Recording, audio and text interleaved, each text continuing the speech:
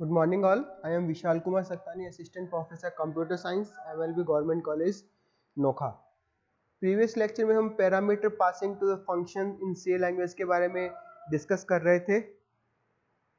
जिसमें से हमने call by value, call by reference और कॉल बाय वैल्यू और कॉल बाय रेफरेंस का कंपैरिजन डिस्कस किया था। तो आज के इस लेक्चर में एक बहुत ही इंपॉर्टेंट कॉन्सेप्ट डिस्कस करने जा रहे हैं, जो कि है रिकर्जन।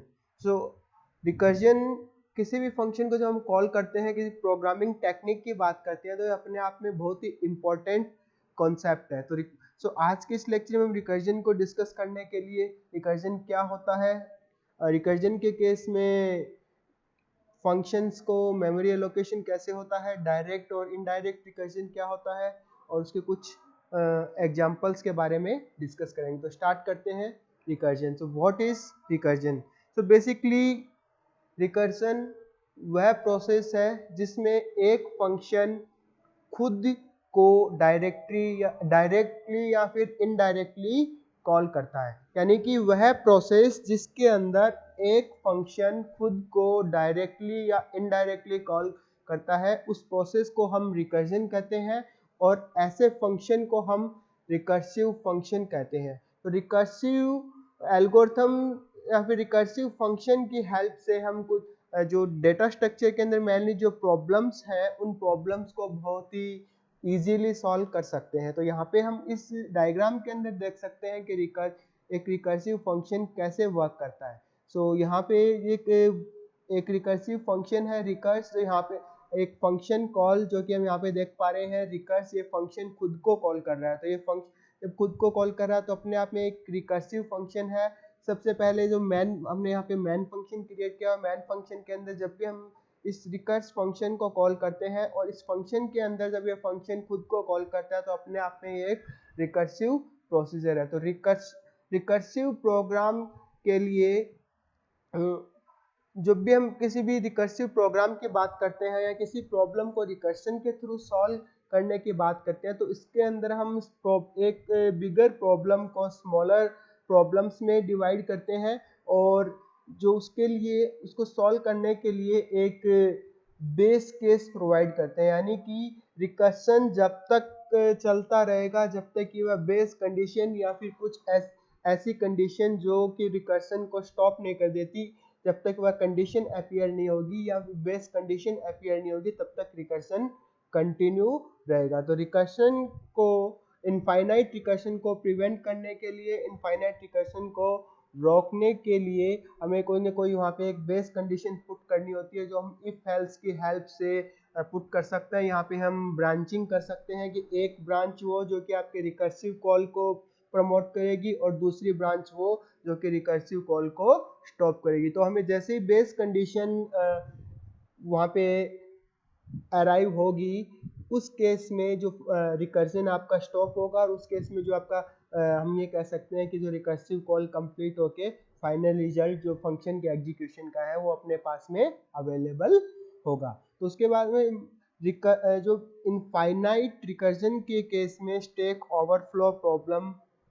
अकर हो सकती है। यानी कि अगर हमने रिकर्सन को स्टॉप करने के लिए कोई भी कंडीशन मेंशन नहीं की, तो उस केस में आपका प्रोग्राम इनफाइनाइटली एक फंक्शन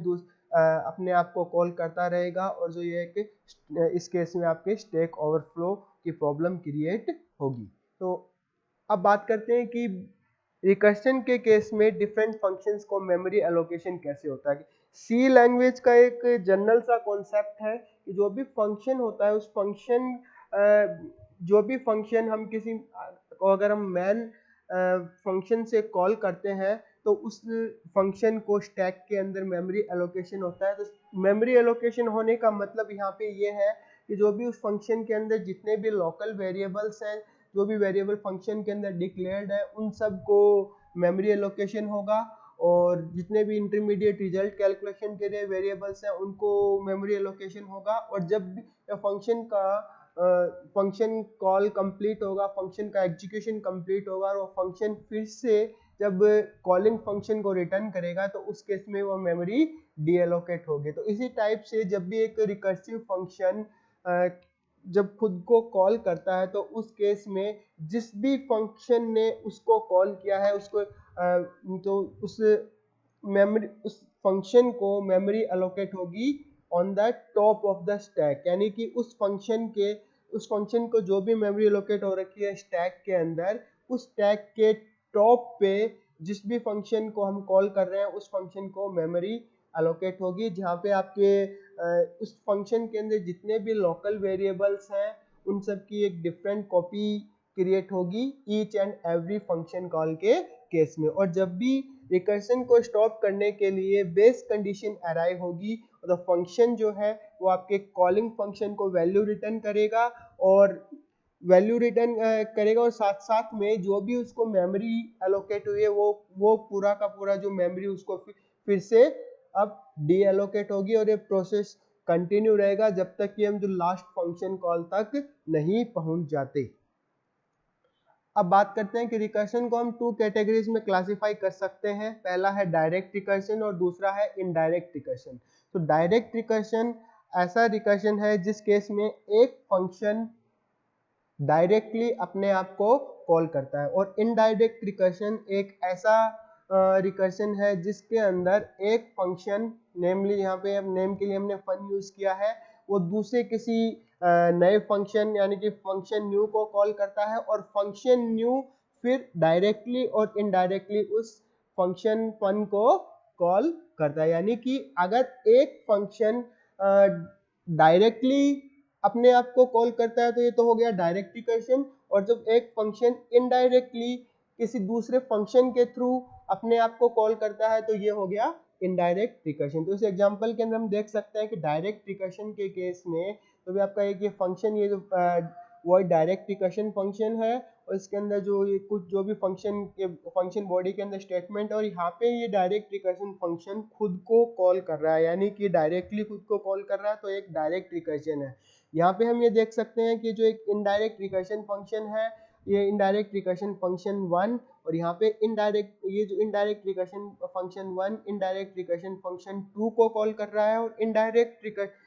रिकर्शन फंक्शन 2 के अंदर हम देख सकते हैं कि ये इस इनडायरेक्ट रिकर्शन फंक्शन 1 को कॉल कर रहा है। तो ultimately recursively indirect function 1 call हो रहा है, लेकिन यह इनडायरेक्ट फंक्शन 2 के थ्रू कॉल हो रहा है। तो यहाँ पे हम देख सकते हैं कि जो रिकर्सिव फंक्शन है वो इनडायरेक्टली अपने आप को कॉल कर रहा है, तो ये हो गया आपका इनडायरेक्ट रिकर्शन। अब बात करते हैं रिकर्शन के कुछ एग्जाम्पल के। तो यहाँ पे रिकर्शन को अंडरस्टैंड करने के लिए हमने एक एग्जाम्पल लिया है जिसमें हम फैक्टोरियल फाइंड आउट कर रहे हैं। फैक्टोरियल एक मैथमेटिक्स में एक फॉर्मूला होता है, एक प्रोसेस होता है जिसके अंदर हम किसी भी नंबर को उससे मल्टीप्लाई करते जाते हैं जब तक कि 1 अराइव नहीं हो जाता। तो इस केस में बेस कंडीशन जो है फैक्टोरियल के लिए वो होती है 1, या फिर ये कह सकते हैं कि अगर कोई भी नंबर हमारे पास 0 है तो 0 का फैक्टोरियल भी 1 होता है और 1 का फैक्टोरियल भी 1 होता है। तो यहाँ पे हमने एक फैक्टोरियल फंक्शन डिफाइन किया है जो कि एक रिकर्सिव फंक्शन है। यहाँ पे एक ये मैन फंक्शन जिसके अंदर हमने एक नंबर जो कि नंबर एक इंटीजर टाइप का वेरिएबल n लिया है, उसके अंदर हमने 5 स्टोर किया है और इस 5 का हम फैक्टोरियल फाइंड आउट करना है। तो यहाँ पे ये प्रिंटफ स्टेटमेंट के अंदर हमने इस फंक्शन को कॉल किया है और वो जिसके अंदर हमने एक पैरामीटर पास किया है 5, n की वैल्यू n पास किया है जिसकी वैल्यू है 5। अब हम यहाँ पे देख सकते हैं हम ये देख सकते हैं कि फंक्शन के अंदर हमने यहाँ पे 5 वैल्यू पास की है और 5 वैल्यू के केस में यहाँ पे जब n की वैल्यू या तो 0 है या फिर 1 है, 0 या 1 में से कोई भी वैल्यू है तो इसके लिए स्टॉप कंडीशन है या फिर इसके लिए बेस केस है, उस केस में वैल्यू 1 रिटर्न होगी। अदरवाइज यह फंक्शन जो खुद को कॉल करेगा, तो यहाँ पे खुद को ये जो n into f of n minus 1, यानी कि अगर हम यहाँ पे इनिशियली n की वैल्यू अगर 5 पास कर रहे हैं तो फंक्शन इस केस में 5 इंटू f ऑफ 4 इसको कॉल करेगा। तो f ऑफ 4 जब भी जाएगा तो फंक्शन ये फिर से खुद को कॉल करेगा। तो ये फंक्शन अपने आप को तब तक कॉल करता रहेगा जब तक कि बेस कंडीशन अराइव नहीं हो जाती। उसके लिए हम यहाँ पे हमने देखा कि बेस कंडीशन जो है वो है n की वैल्यू या तो 0 हो या n की वैल्यू 1 हो। तो ये फंक्शन अपने आप में ये कैसे वर्क करेगा, इसको यहाँ पे हम देखते हैं। तो फैक्टोरियल जो रिकर्सिव फंक्शन है n into F of n minus 1, तो इस केस में जैसे ही वैल्यू 5 के साथ हम इसको कॉल करेंगे तो 5 इंटू एफ ऑफ 4, उसके बाद में f जो 4 into F of 3, 3 into F of 2 and 2 into F of 1। तो यहाँ पे जो फैक्टोरियल फंक्शन जो है ये जो इसके लिए बेस कंडीशन जब भी अराइव होगी तो बेस कंडीशन के केस में एफ ऑफ 1 यहाँ से हमें 1 रिटर्न करेगा, तो 2 इंटू 1 वैल्यू 2 होगी। तो एफ ऑफ 2 की वैल्यू हम यहाँ से एफ ऑफ 2 की वैल्यू 2, तो इसको 3 से हम 3 को 2 से मल्टीप्लाई करेंगे तो ये 6, फिर ये एफ ऑफ 3 की वैल्यू 6 रिटर्न होगी जो कि आपके 4 से मल्टीप्लाई होगी, तो 4 इंटू 6 24। अब ये एफ ऑफ 4 की वैल्यू यहाँ पे रिटर्न होगी, और जो फाइनली जो एफ ऑफ 4 की वैल्यू यहाँ पे रिटर्न होगी तो 5 इंटू 24 इजिकल टू 120, जो कि इसका फाइनल रिजल्ट होगा। तो इस टाइप से हम देख सकते हैं कि ये फंक्शन जो है एक रिकर्सिव फंक्शन खुद को कैसे कॉल करता है। तो यहाँ पे हमने देखा कि 5 वैल्यू के साथ जब भी ये फंक्शन हमने यहाँ पे कॉल किया तो इनिशियली यहाँ पे इसने फंक्शन को इस फंक्शन ने इसको एफ ऑफ 4 यानी कि 4 के साथ खुद को कॉल किया, फिर जब हमने 4 फिर उसके बाद में इसने 3 के साथ खुद को कॉल किया, फिर 2 के साथ खुद को कॉल किया, और फिर वैल्यू 1 के साथ में खुद को कॉल किया। तो जैसे ही आपका वैल्यू 1 होगा उस केस में ये फंक्शन इसके लिए बेस कंडीशन अराइव होगी, और जैसे बेस कंडीशन अराइव होगी तो रिकर्शन को स्टॉप कर देगा, और ये जो भी इसका जो रिजल्ट है उसको अपने कॉलिंग फंक्शन को रिटर्न करेगा। फिर अल्टीमेटली इस टाइप से जैसे ही आपका ये जो इसके पास में रिजल्ट अवेलेबल होगा, ये इस रिजल्ट को अपने कॉलिंग फंक्शन को रिटर्न करेगा। इस टाइप से जो आपका फाइनली जहां से आपका रिकर्सिव कॉल स्टार्ट हुई थी वैल्यू उसको रिटर्न होती है, और रिकर्शन जो अपने आप में इस रिकर्सिव फंक्शन का एग्जीक्यूशन कंप्लीट होता है। तो नेक्स्ट एग्जांपल की बात करते हैं, जो कि हमने यहाँ पे एक फिबोनाची सीरीज को प्रिंट करने के लिए एक FIB यानी फिफ्थ फंक्शन यहाँ पे हमने डिफाइन किया है। तो फिबोनाची सीरीज बेसिकली एक नंबर्स की एक ऐसी सीरीज होती है जिसके अंदर जो पहला नंबर होता है, जो एक नंबर होता है वो प्रीवियस दो नंबर का सम होता है, यानी कि प्रीवियस दो नंबर का एडिशन होता है। तो यहाँ पे हम देख सकते हैं कि जो यहाँ पे बेस केस के लिए हम फर्स्ट टू नंबर को एज ए बेस केस लेते हैं, तो फर्स्ट नंबर यहाँ पे 0 होता है और सेकंड नंबर 1 होता है, और उसके बाद में हम थर्ड टर्म को यहाँ पे देख सकते हैं कि ये जो है आपका फर्स्ट टू इन जो प्रीवियस टू टर्म्स का सम है, यानी कि 0 और 1 का सम 1, और यहाँ पे फिर ये जो 2 है ये 1, और जो प्रीवियस टू टर्म यानी कि 1 प्लस 1, और ये जो 3 है वो प्रीवियस टू टर्म यानी कि 2 प्लस 1 3, इनका सम है। तो फिबोनाची सीरीज एक ऐसी नंबर्स की एक ऐसी सीरीज है जिसके अंदर जो एक टर्म अपने से पहले वाले दो टर्म्स का सम होती है, और बेस केस के लिए जो आपका फर्स्ट टू टर्म्स होती है वो होती है 0 एंड 1। तो इस फंक्शन को यूज करने के लिए हमने यहाँ पे एक इंटीजर टाइप का एक वेरिएबल n लिया जिसकी वैल्यू 5 है, यानी कि हम 5 टर्म्स की एक फिबोनाची सीरीज को यहाँ पे हम जनरेट करने जा रहे हैं। तो यहाँ पे इस फंक्शन को जब भी हम इस फंक्शन को कॉल करेंगे इसके लिए कि कैसे ये फंक्शन अपना कॉल होगा, तो यहाँ पे हम देखते हैं कि हमने इस फंक्शन को कॉल करने के लिए i की वैल्यू 0 से लेके i की वैल्यू हमने यानी n तक, यानी कि यह जो n की वैल्यू 5 हो तो ये 5 टाइम इस फंक्शन को कॉल करेगा और उस टर्म्स को जो है आपके जनरेट करेगा। तो यहाँ पे जैसे ही जो i की वैल्यू यहाँ पे 0 होगी तो ये फंक्शन कॉल होगा। तो 0 केस में ये फंक्शन जैसे ही कॉल होगा तो यहाँ पे हमने देखा कि यहाँ पे अगर कंडीशन n की वैल्यू 0 है तो उस केस में ये 0 रिटर्न करेगा। ये भी स्टॉप कंडीशन है। n की वैल्यू अगर 1 है तब भी ये स्टॉप कंडीशन है। n की वैल्यू 2 तक ये स्टॉप कंडीशन है, यानी कि बेस कंडीशन, यानी कि 0 का मतलब कि नंबर ऑफ टर्म्स 0। यहाँ पे ये जो हमने यहाँ पे जो एक पैरामीटर इसके अंदर पास किया है वो यहाँ पे नंबर ऑफ टर्म्स की बात कर रहा है। तो नंबर ऑफ टर्म्स अगर 0 है तो भी वो बेस कंडीशन है, यानी कि कोई भी टर्म उस सीरीज के अंदर नहीं है। अगर नंबर ऑफ टर्म 1 है या नंबर ऑफ टर्म 2 है तो नंबर ऑफ टर्म 2 तक ये एक बेस कंडीशन है, क्योंकि हम ये पहले ही ये फिबोनाची सीरीज की डेफिनेशन में ये जानते हैं कि ये जो फर्स्ट टू टर्म्स होती हैं वो आपके बेस टर्म्स होती हैं। तो यहाँ पे